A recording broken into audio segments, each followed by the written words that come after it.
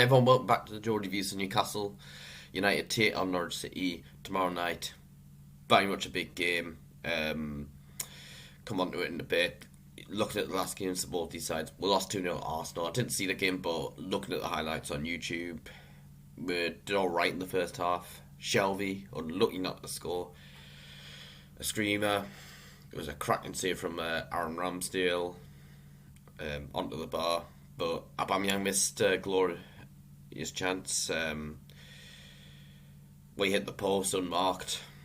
But then the second half, again, poor defending, which has been our downfall this season. First up for the goal from Saka. Kraft, that was poor from him. Also, Lascelles, what is that offside trap? Mate, you're trying to play offside. No. Go and tackle him. Go and put a challenge him. Or at least even try to get the ball off the line. For the second goal, I think it was that Martinelli lost Matt Ritchie. He gets in between Cher and Lascelles. And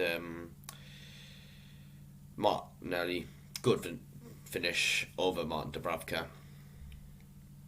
I mean, to be fair, we weren't expecting to get anything away from Arsenal. Our record at the Emirates is absolutely horrific.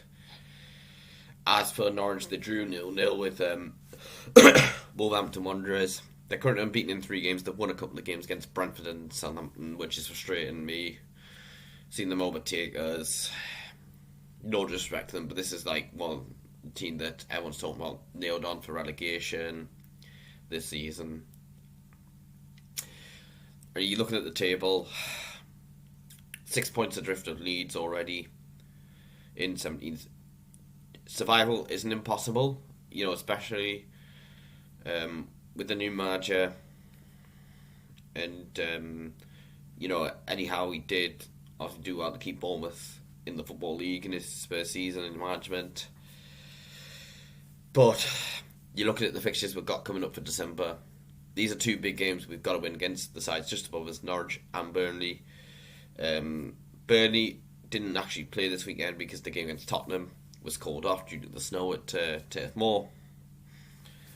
But I mean, if we can win these 2 games against Norwich and Burnley, and providing Norwich and Burnley both lose their other games this week, and maybe Leeds lose both the games,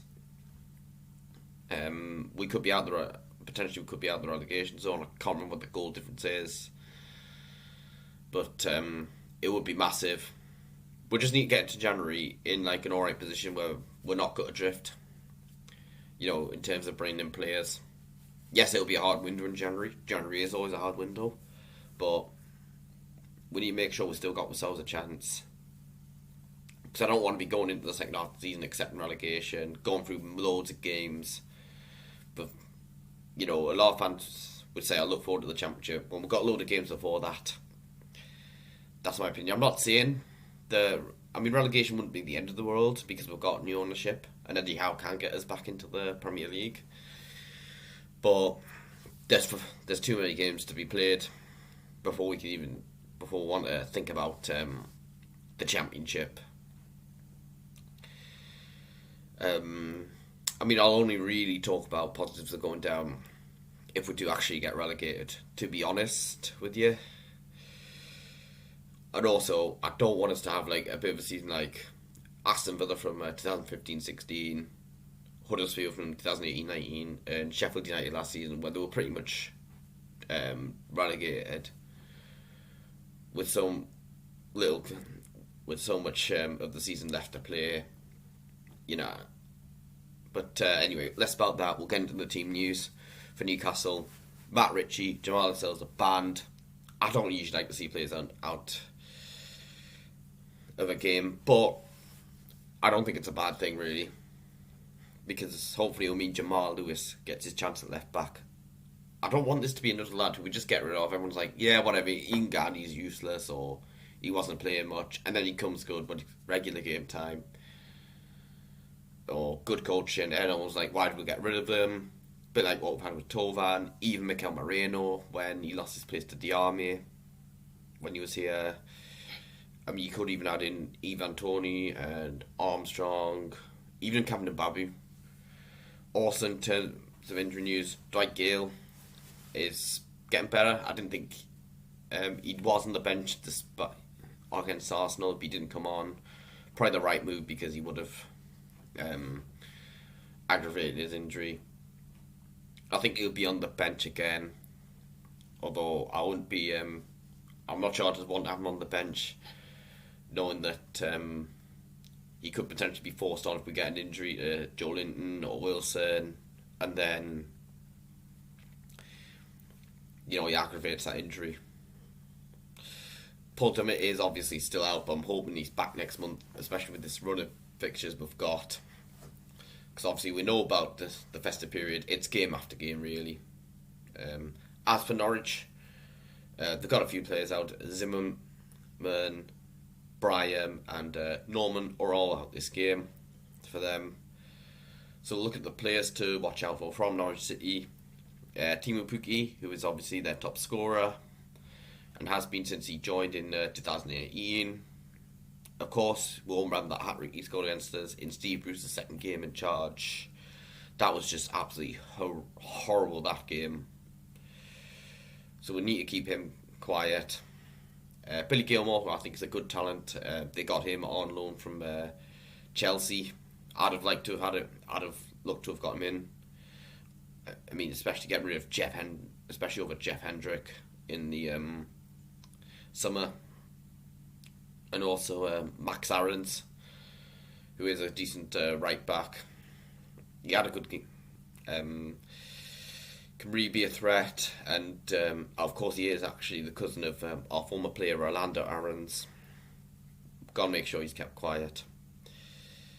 Now we'll get into the starting 11 I'd like to go with. I am going to go with 4-4-2, could be 4-4-1-1. A bit like what we played on Saturday. So starting off in goal, Martin Dubravka. I was so happy that he's back in against Arsenal, and I'm sure he'll continue to keep his place. Probably our best player in that game from what I heard. Right back, I am going to bring in Javier Manquillo. Kraft, awful at the weekend. I mean, he's one that we'll probably be looking to get rid of in the January or the summer window. I am happy to give players like I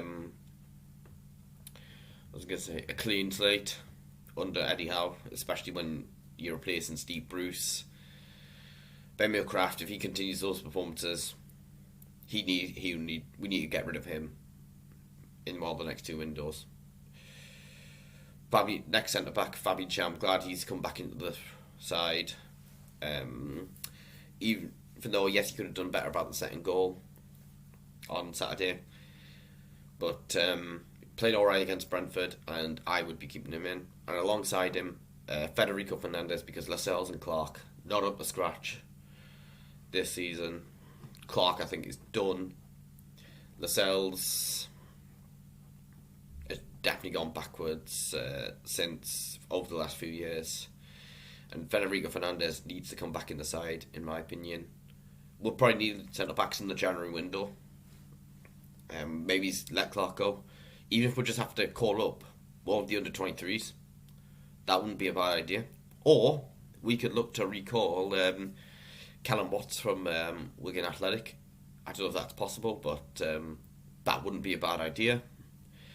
Left back, I'm going to go with the ex-Norwich lad, Jamal Lewis. Has to come into the side for this game. No excuses. Matt Ritchie's out. Give this lad a chance. And if he performs well tomorrow night, then he has to. Then you got to then look to give him a run of games in the side. So, going with Jamal Lewis. I mean, he should have been in before this game anyway. The two central defensive midfielders. I'm going to go with Isaac Hayden. He's got to come back in. Joe Willock's just been out of form lately. And Woody Hayden back on the side. And alongside him, John Joe Shelby. He looks so much better. Last couple of games. I hope it's not just a couple of good games and then going back to being lazy. I think he's looked a lot better with Eddie Howe, and I would keep him in the side for this game. Out wide, on the right hand side, I would go with Ryan Fraser. and on the left hand side to go with Alan Saint-Maximin. But what the problems he's got is he's holding on to the ball too long, trying to take on players, and the longer you hold on to the ball and try to take on players, the more chance you have got getting dispossessed. And the two up top, it's going to be Joe Linton and of course Callum Wilson. But Wilson needs to do more, and he also needs to be careful because apparently if he gets another yellow card before the new year, he's going to have to serve a 1-game ban. Don't argue with referees. If you get denied a penalty, get on with the game, and also be careful with your tackles, because we need Callum Wilson to stay fit. So that's my starting 11. Let us know what yours would be. Would you make any changes to what I went with? Score prediction. We'd 6 points from this week. And do you know what? I've actually got a feeling we're going to win this game. I'm going to say 2-1 win for Newcastle in this game. Let us know your score prediction in the comments below. We've had a few thrilling games against Norwich over the years. The 4-3 game, when Dwight Gale scored a hat-trick. Of course, he did actually score twice in the pre-season friendly win against them. I remember the 6-2 win, Gino Wijnaldum scoring 4 goals. But of course we've had, losing 3-2 at Norwich in a relegation 6-pointer in 2016. We had a 2-2 draw, which was a good game in the Championship, and then, but I mean, it was also, you could have the 3-1 game we had, but less said about that, the better. Anyway, that's all I've got to say for the preview. Yeah, I just haven't really had the time to do previews, but I've got time to do this one. And maybe there'll be more over the Christmas break, over the festive period. Maybe after Christmas, I'll get more time to do previews. But hope you've enjoyed the video. Don't forget to hit like, subscribe to the channel, check out my social media pages in the description below. Thank you for watching, and I'll see you later.